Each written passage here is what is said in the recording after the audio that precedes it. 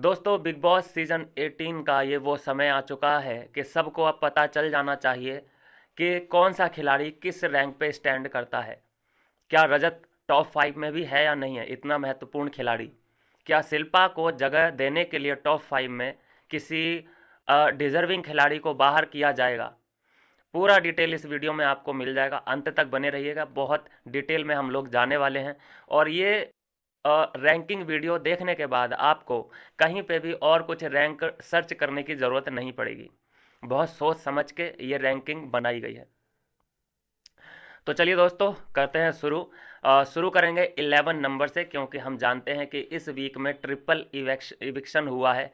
कई ऐसे वीक हुए जिसमें no eviction no eviction. Avinash ने भी कई सवाल खड़े किए थे कि भाई ऐसा क्यों हो रहा है, क्या हमारा ग्रुप जाएगा तभी ये लोग इविक्शन करेंगे क्या। तो खैर देखिए उसी चीज़ का ये सब असर है कि एक ही वीक में इन लोगों ने 3 खिलाड़ियों को निकाल दिया है।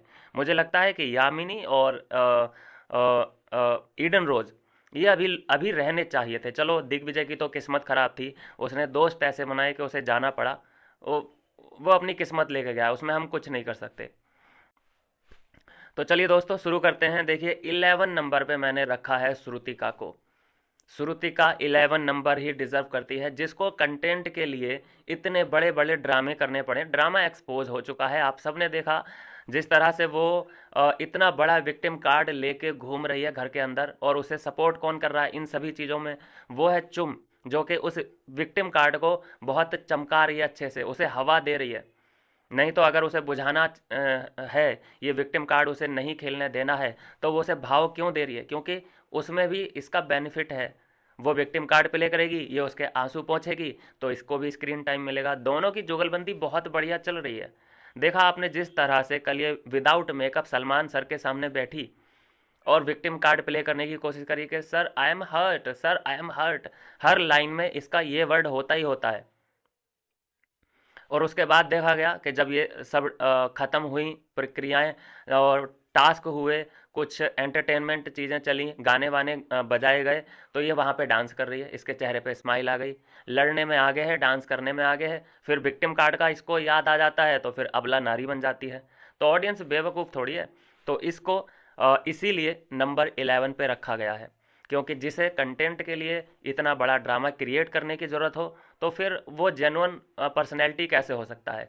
वो नंबर 11 ही डिज़र्व करता है। सारा सारा का भी कोई गेम नहीं है, सारा का कोई स्टैंड नहीं है। जब उसे लगता है कि मैं नॉमिनेटेड हूँ और मुझे स्क्रीन पे दिखना है, तो चाहे भूत बनना पड़े, चाहे फालतू के मुद्दे ड्रामे उसे ढूंढने पड़े, वो उन सब चीज़ों को कर लेती है। लोगों के ऊपर टिश्यू फेंकना, पानी फेंकना, ये कोई कंटेंट नहीं होता है। ये जब आपको जुबान दी है भगवान ने, तो जुबान से ही लड़ाई आपको करनी पड़ेगी। फिजिकल हुए हो और फालतू के जो ड्रामा नोचा नाची आपने ईशा के साथ और अविनाश के साथ करने का कोशिश किया था, तो वहीं पे आपका जो स्टैंडर्ड है वो लो हो चुका था। कई ऐसे मतलब अविनाश ईशा के हेटर्स थे, जिस वक्त आपको सपोर्ट मिल गया कि हाँ भाई ये अविनाश के साथ या ईशा के साथ ये कर रही है, तो इसको हम सपोर्ट ज़रूर करेंगे। ऐसा तबका भी है जो विभिन्न ईशा अविनाश के खिलाफ है, उनके खिलाफ घर में कोई भी खड़ा होता है कंटेस्टेंट, तो ये हेटर्स उसको सपोर्ट करने लग जाते हैं। तो यही कारण है कि यहाँ तक सारा चली आई है। लेकिन अभी उसके टारगेट कभी अविनाश को टारगेट करती है, कभी विविन को टारगेट करती है, कभी कभी करण को भी टारगेट करती है। तो इसका कुछ भी फिक्स मुद्दा घर के अंदर दिखाई दे नहीं रहा। तो फिर ये ऐसे घूम रही है सरकटा जैसे होता है। वो उसे अपने विज़न का नहीं पता, अपने टारगेट का नहीं पता। इसको जब 5 नंबर दिया था श्रुतिका ने, आपको याद होगा, तो ये खुद हैरान थी। इसने 36 प्रकार के मुंह बनाए थे कि व्हाट, मैं, आर यू सीरियस। उसे खुद यकीन नहीं हुआ कि मैं नंबर 5 पे स्टैंड कर सकती हूँ। तो फिर जिसे अपने ऊपर कॉन्फिडेंस नहीं है, तो वो हमारी लिस्ट में मुझे लगता है कि टॉप 10 में भी आने के लायक नहीं है। तो खैर फिर भी मैंने उसे टॉप 10 में रखा है। तो टॉप 10 मतलब 10 नंबर पे है सारा। चुम दरांग का नंबर है 9 दोस्तों। चुम दरांग का अपना कुछ भी नहीं है। अब हम चुम दरांग को ऐसा तो नहीं है ना कि 6, 7, 8 नंबर दे दें। भाई तुम्हें क्या अंदर तुम्हारा मुद्दा है, तुम्हें करण का कोई भी बाल सफ़ेद नहीं होना चाहिए, उसकी डाइट प्लान का तुम्हें ख्याल रखना है, उसके दुश्मन कौन है उनसे तुम्हें लड़ना है, तुम्हारी अपनी क्या पर्सनल प्रॉब्लम है उस बात से तुम्हें कोई मतलब नहीं है। तो तुम अगर जानी जाओगी तो सिर्फ एक करण की वजह से जानी जाओगी, तुम्हारा अपना खुद का आइडेंटिटी घर के अंदर कुछ है ही नहीं। और सबसे जो नेगेटिविटी, सबसे जो ख़राब बात तुमने की है कि मैं अरुणाचल प्रदेश को रिप्रेजेंट कर रही हूँ, तो ये अरुणाचल प्रदेश का नाम लेना बंद कर दो। मैंने कितनी ही बार बोला है कि तुम्हारे मुंह से खासकर अरुणाचल का नाम बिल्कुल भी शोभा नहीं दे रहा है।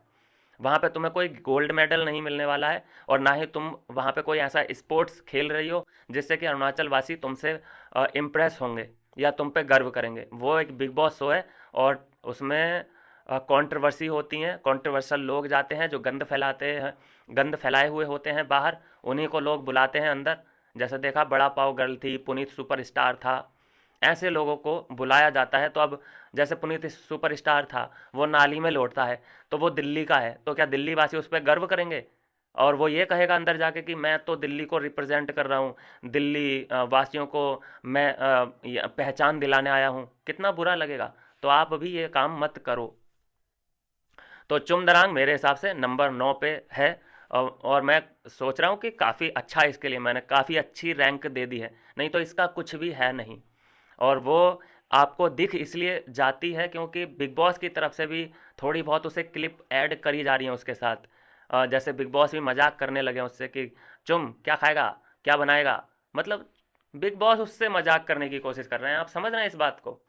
तो बिग बॉस को ही लग रहा हो कि ये गेम जो है ऑडियंस को पसंद आ रहा होगा। सॉरी सॉरी बिग बॉस, ऐसा तो कुछ भी नहीं है। जो देखना था देख लिया। कंबल में वो दंगल करने वाली लड़की मुझे दिखाई दे रही है, और बाहर निकलते ही पता नहीं क्या करेगी। पहले तो ये भी बोल रही है कि मेरा 10 साल का रिलेशन है बाहर, उसके पास जाऊंगी, तो यहाँ पे उसे कन्फ्यूजन है। फिर अंदर गुटरगू कर रही है वो करण के साथ। कितना कन्फ्यूजन क्रिएट कर रखा है, क्या कैमरे के लिए वहाँ पे लव एंगल चलाने की कोशिश कर रही है? आई डोंट नो, और ना ही मुझे इसके बारे में जानने में ज़रा भी इंटरेस्ट है। कशिश नंबर 8 पे, कशिश को नंबर 8 पे रखा गया है। देखो, कशिश मैं मानता हूँ कि बहुत ज़्यादा कंटेंट दे सकती है, लेकिन हो क्या रहा है ना कि वाइल्ड कार्ड ये एंट्री है, तो इसको अंदर कोई भी भाव दे नहीं रहा, क्योंकि इसकी जो कैपेसिटी है अंदर घर वाले जान चुके हैं, समझ चुके हैं। और इसीलिए कशिश से कोई उलझ नहीं रहा है, क्योंकि कशिश के पास दिमाग है, सेंस ऑफ ह्यूमर है, वो पलट के जवाब देना जानती है। तो आपने देखा कि ईसा भी इससे नहीं टकराती, चुम भी इससे नहीं टकराती, टकराना तो छोड़ो, इससे बात तक नहीं करती। क्यों? क्योंकि वो जानते हैं इस बात को कि अगर हमने इससे बात करी और इसने कुछ पलट के ऐसा जवाब दे दिया तो हमारी रैंक नीचे आ जाएगी और ये हमसे कहीं ना कहीं ऊपर चली जाएगी। तो ये कशिश का टैलेंट, कशिश में जो टैलेंट है उसमें कोई कमी नहीं है, लेकिन इसका दुर्भाग्य है। अगर इसे शुरू से ही लाया जाता इस सीज़न में, तो मैं मानता हूँ कि ये टॉप 6 में ज़रूर होती। और ऐसा भी हो सकता है, इसका गेम को देखते हुए जिस तरह से ये छल और कपट करती है, ये टॉप 5 में भी हो सकती थी। लेकिन चलिए कोई बात नहीं। तो अ, कशिश नंबर 8 पे हमारे लिए स्टैंड करती है। शिल्पा है नंबर 7 पे। शिल्पा का गेम प्लान आपको एक ही जाना जाएगा। अगर जैसे कि एक बार टोंट मारा था सलमान खान ने कि भाई अगर हम विवियन को जानेंगे इस सीज़न में तो उनकी कॉफ़ी के लिए उन्हें जाना जाएगा, टोंट मारते हुए बोला था। लेकिन मैं मानता हूँ कि शिल्पा को जाना जाएगा करण अर्जुन और उनकी माँ। बस ये एक एंगल है जिसकी वजह से शिल्पा फेमस हुई है।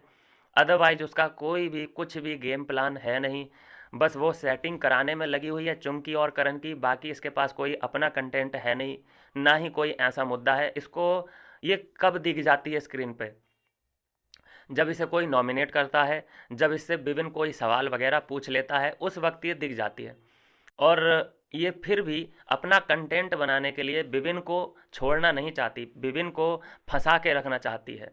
तो इसका जो कंटेंट है इसके भरोसे नहीं है, वो लोगों के भरोसे है। और ख़ासकर मैं कहूँ कि विवियन के भरोसे है। विवियन अगर इससे बोलना बंद कर दे तो फिर इसका मैं मानता हूँ कि 80% जो कंटेंट है वो ख़त्म है, उधर ही डेड है। लेकिन ये बात थोड़ा सा देर कर दी, मैं मानता हूँ विविन ने समझने में। अगर ये शुरू में ही समझ जाता विविन के इससे अपना कटअप करो, क्योंकि ये मुझसे कंटेंट ले रही है, मैं इससे नहीं ले रहा, तो अगर ये शुरुआती दिनों में काम हो जाता तो शिल्पा कौन है क्या है इसको कोई जान ही नहीं पाता। चलिए चाहत, शिल्पा 7 पे है और चाहत है 6 नंबर पे। देखिए चाहत का सीन आप सबको पता है कहाँ से ये हाईलाइटेड हुई थी। इसने अविनाश के ऊपर पानी डाला था और उस वक्त से सभी लोग, क्योंकि अविनाश के हेटर्स बहुत थे उस टाइम पे, तो उन्होंने सपोर्ट करना शुरू कर दिया चाहत को कि हाँ चाहत इसके ऊपर पानी ही मत डाल, गटर का कोई पानी हो, नाली का पानी हो वो डाल। तो इस तरह से ये फेमस हुई।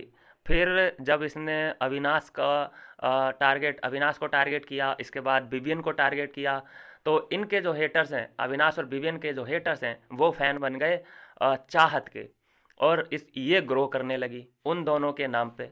और जैसे ही आपने देखा कि दोनों ने जब इसकी पोल पट्टी खोल दी, जब ये कहना शुरू कर दिया कि भाई अगर इस सीज़न में अविनाश और विवियन ना हो तो चाहत कहाँ है किसी को कुछ पता ही नहीं चलेगा, तब इसने सोचा कि ओ एम जी क्या मेरी ऐसी इमेज बन रही है।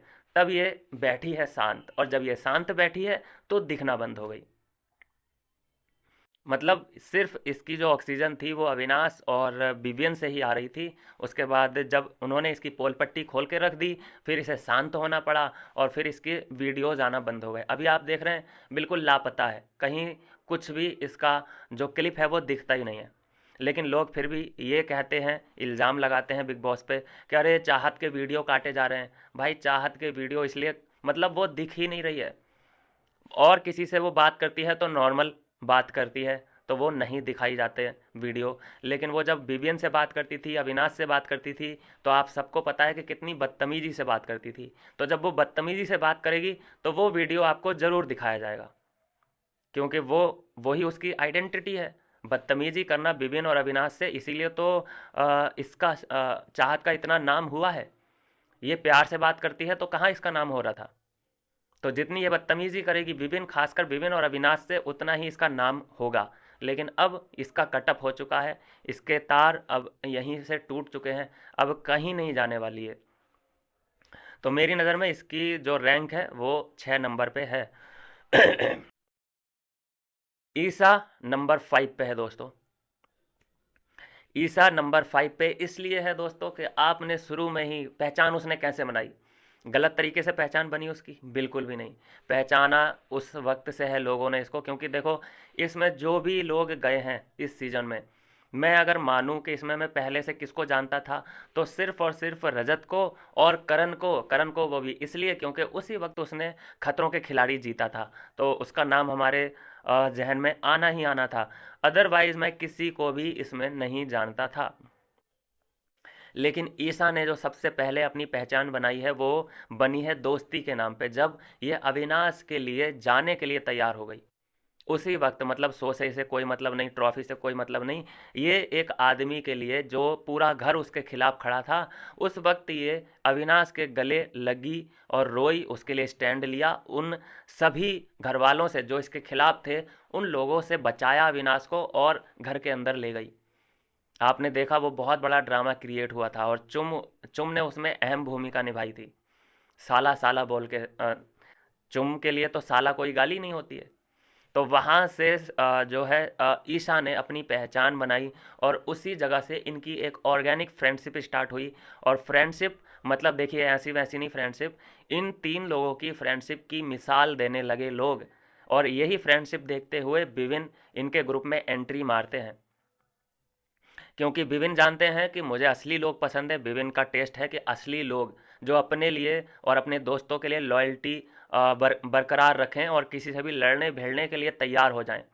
तो वो सब जो क्वालिटी थी वो दिखाई दी इन तीनों में, जिसकी वजह से विविन इन लोगों की तरफ अट्रैक्ट हुए। और ये बहुत अच्छा डिसीजन था कम से कम फर्जी फ्रेंडशिप से बचने का। नहीं तो विभिन्न का भी सीन क्या बनता अगर करण के पास जाते, करण से दोस्ती करते, तो बड़ा ही ऐसा लगता है स्टूपिड फैलो की तरह, कि जैसे विभिन्न को किसी सहारे की ज़रूरत है।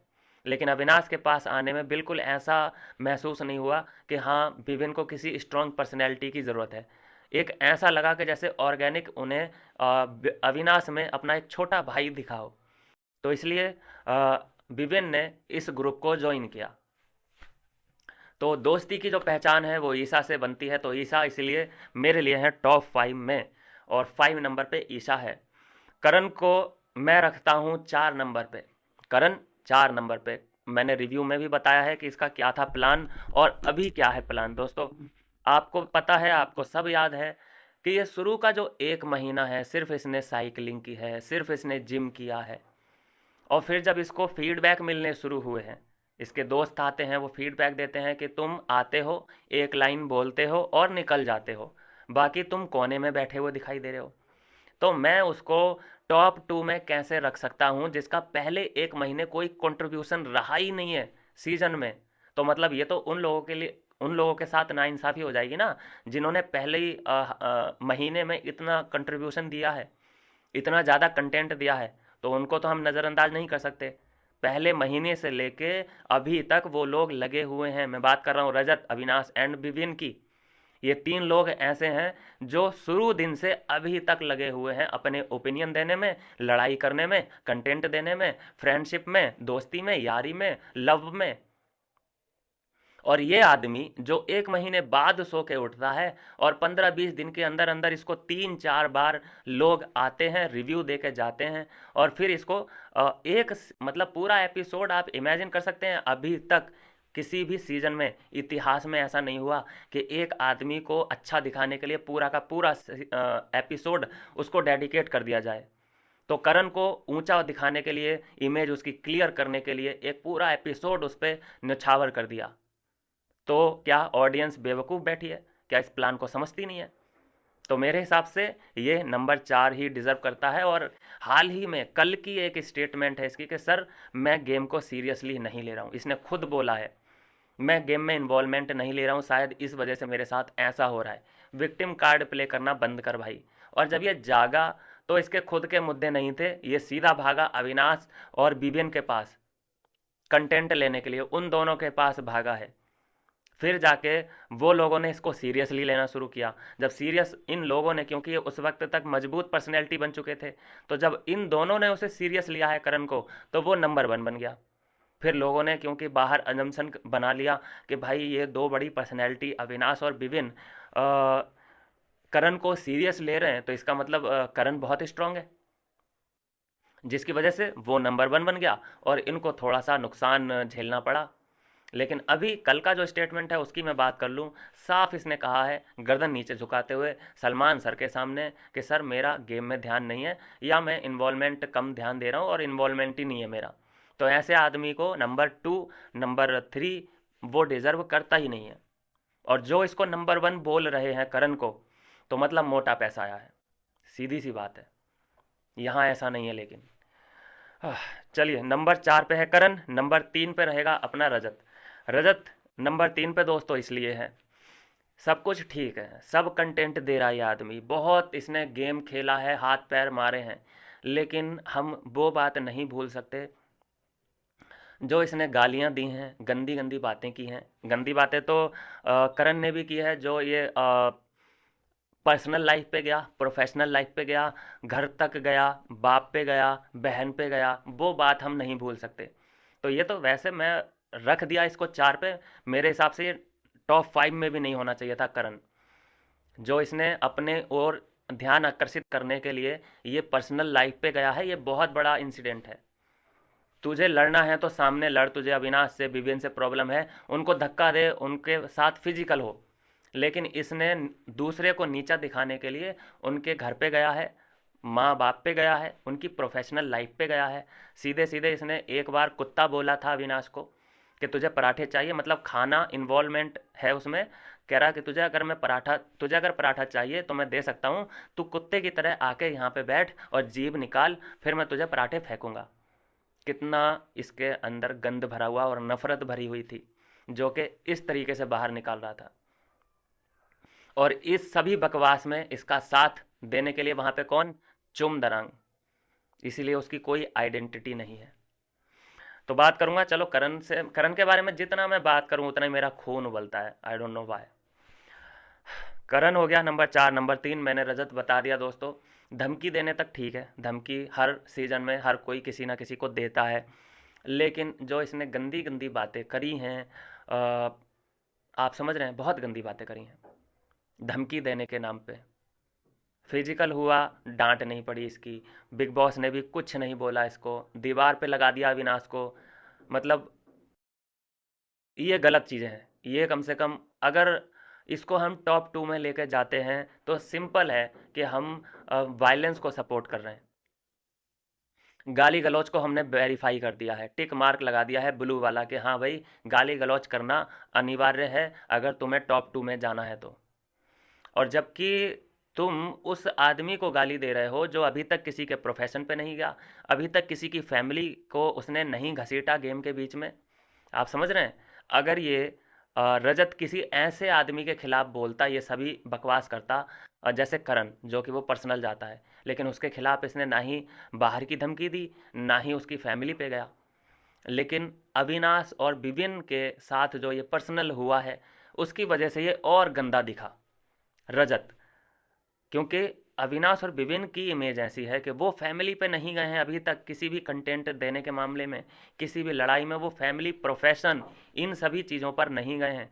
इनफैक्ट मैं ये कहूँ कि लड़ाई में ये लोग बाहर की दुनिया के बारे में बात इन्होंने की ही नहीं है।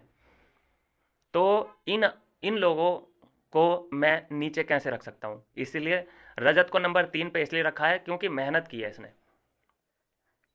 जो शुरू में मेहनत की थी वो इसने बहुत अंट संट बोला था, लेकिन एक इसकी भी फैन बेस है, फैन फॉलोइंग है, एक ऐसा तबका है जो कि कंटेंट कुछ भी आए, गंद आए, कुछ भी आए, वो पसंद करता है। इसीलिए ये मेरे लिए नंबर 3 पे है, क्योंकि अगर ये विपिन और अविनाश को अटैक नहीं करता, क्योंकि वो इस पे अटैक नहीं कर रहे, अटैक कर भी रहे हैं, बोल भी रहे हैं, इसको कॉन्ट्राडिक्ट किसी भी चीज़ में कर भी रहे हैं, किसी भी चीज़ में से गलत ठहरा भी रहे हैं, तो अच्छे वे में ठहरा रहे हैं ना भाई। उन्होंने गलत वर्ड तो यूज नहीं किए, लेकिन तू जब इनको बोल रहा है कुछ भी, तो फिर अंट संट बोलने की कोशिश कर रहा है, डबल मीनिंग वाले वर्ड, डबल वाले जो होते हैं गलत वर्ड, वो इस्तेमाल कर रहा है कि पीछे ले ले, आगे ले ले, मुंह में ले ले, यहाँ ले ले, वहाँ ले ले, सबके सामने ये वर्ड यूज किए गए हैं। और वहाँ पे ये फिर ठेकेदार बना था लड़कियों का कि लड़कियों को कोई गलत नहीं बोलेगा, गलत बोलेगा तो मैं हूँ, और लड़कियों के सामने ही इसने ये सब अंट शंट वर्ड बोले हैं। तो फिर नहीं डिजर्व करता नंबर 2 या 1 पे रहना रजत दलाल। और ऑफ कोर्स नंबर 2 पे मेरे लिए अविनाश है। नंबर 2 पे अविनाश है, बहुत झेला है इस लड़के ने, बहुत ही झेला है शुरू से। मतलब एक मैं बोलूँ कि लड़ाई की जो एक वन मैन आर्मी और एक तरफ पूरी जो घर वाले थे सब, ऐसा एक सीन हो गया था शुरू में ही, और जबकि इसकी गलती नहीं थी। लेकिन ये हुआ क्या था कि सब लोग इससे जेलस हो गए उस वक्त जब इसने दिमाग लगाया और जब लोगों को परखा, और उसके बाद ये सबके सामने अपने बात रख रहा था, तो सब लोग इससे इनसिक्योर हुए कि यार ये क्या है, हमारे बीच में ये पहचान कैसे बना रहा है। और सबसे अच्छी बात यह है कि इसे किसी को भी गलत प्रूफ करने के लिए बाहर की कोई भी बात इसने नहीं की, जो बात की वो अंदर की गेम के बारे में बात की। नीचा दिखाने के लिए सामने वाले को इसने गाली का इस्तेमाल नहीं किया और घर वालों का इस्तेमाल नहीं किया, और फिर भी अभी तक एक्टिव है, शुरू के दिन से अभी तक एक्टिव है, तो ये बहुत बड़ी बात होती है। विभिन्न नंबर 1, पहला मैं बोलूँगा साफ साफ कि कलर्स वालों ने इसका फ़ायदा उठाया, लाडला बोला, और लाडला बोलने के बाद इसको लाडले वाला ट्रीटमेंट नहीं दिया। ये इस्तेमाल करने वाली बात नहीं है तो और क्या है। लाडला बोल रहे हो तुम किसी को और फिर ऐसा बिहेवियर, बिल्कुल साइड लाइन। इनफैक्ट कि जितना फेवर आप करण को दिखा रहे हो उतना इस वक्त हम विपिन के साथ नहीं देख रहे हैं। हर चीज़ में आपको जस्टिफिकेशन मांगना पड़ रहा है करण से, तो भाई हम लाडले के साथ कैसे अन्याय होने दे सकते हैं। लाडला आपकी नज़र में मैं बताऊं कि लाडला होगा करण, लेकिन जनता का जो लाडला है वो है विपिन। और विपिन हीरो इसलिए है, इसमें टॉप रैंक वो उस डिज़र्व वो इसलिए करता है क्योंकि इसने भी बाहर की कोई भी चीज़ ने यहाँ पे नहीं उठाई, और लोगों को इसको टारगेट किया है लोगों ने अपने कंटेंट के लिए।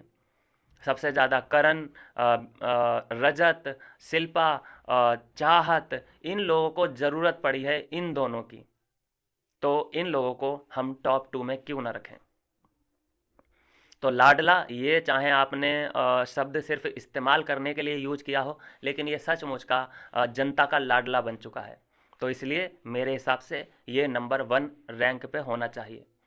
तो ये है दोस्तों पूरी इस रैंकिंग की कहानी। मैं बताऊं आपको कैसा लगा, ये आप भी अपनी रैंक मुझे कमेंट बॉक्स में लिख सकते हैं, कमेंट कर सकते हैं, और मैं उस पर आपको लाइक ज़रूर दूंगा। फिर से मैं थोड़ा सा रिवाइज करा दूं आपको।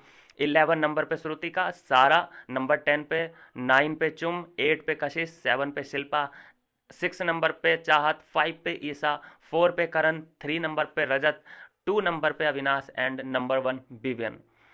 क्या कहना है आपका ज़रूर कमेंट कीजिए। मिलता हूँ नेक्स्ट वीडियो में नई अपडेट के साथ।